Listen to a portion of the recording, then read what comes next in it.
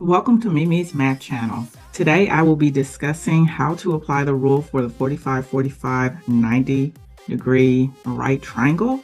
And the triangle has two sides and a hypotenuse. The rule tells us to use a side, which is going to be represented by S, 2 times because I have two angles that are 45 degrees. And then in order to find my hypotenuse, I'm just going to multiply that side times root 2. So this is what it looks like if you are looking at the actual triangle. You want to find the angles, and then across from them is the side that correlates with it. My 90-degree angle is shown by the right angle symbol, and directly across from it is always going to be your hypotenuse, which is the longest side or the longest leg of your triangle. So side and leg means the same thing in terms of the sides that are across from the 45-degree angle.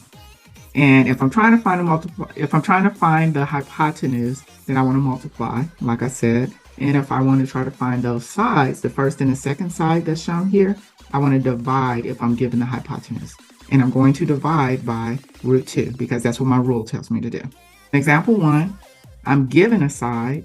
How do I know it's a side?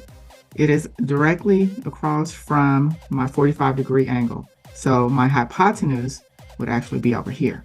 So I am looking for my second side as well as my hypotenuse. And what I'm going to do is just refer to my rule.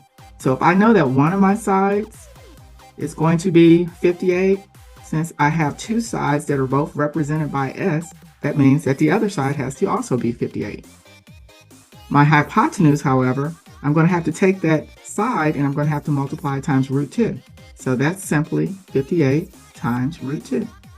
Now, if I go to the next example, I still have a side and I'm trying to find the other side, but I just wanted to give you one that has a radical in it. And if I know that this side is 268 times root 3 divided by 3, guess what? The second side is the same thing because, again, both of these angles are 45 degrees. So therefore, they both will have the same measure. This is also going to be 268 times root 3 over 3. And now to find my hypotenuse, I take that answer and I have to multiply, that's referred to as my side, that's why it's an S there. I have to multiply that times root 2. So that's going to look like 268 root 3 divided by 3 times root 2. Well, then all I'm doing is just multiplying what's under the radical. And so I still have 268, but this time 3 times 2 is 6, and I divided by 3.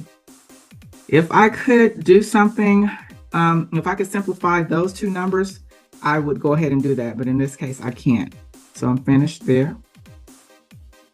And now if I go to my last example, this time I'm given a hypotenuse and I'm asked to find both sides or legs.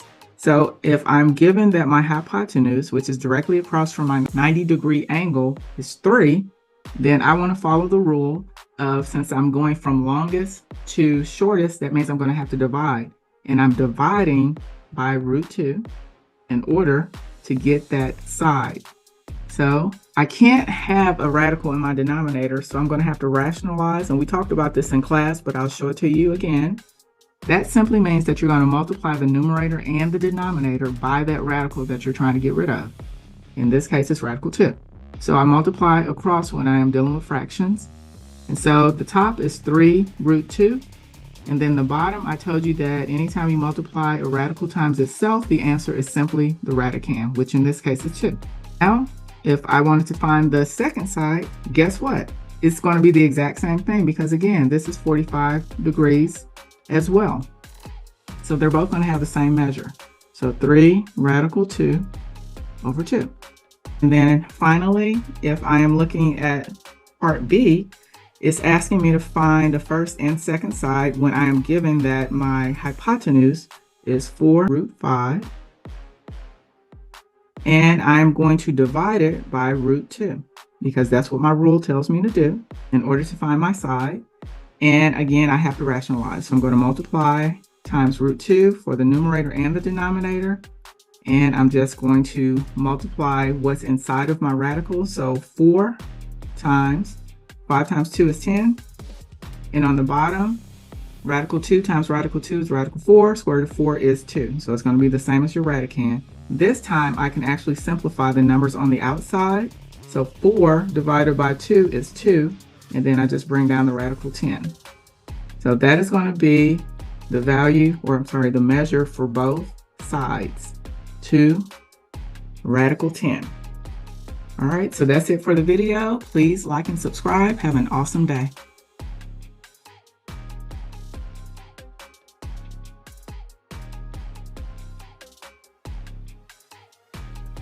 Subscribe.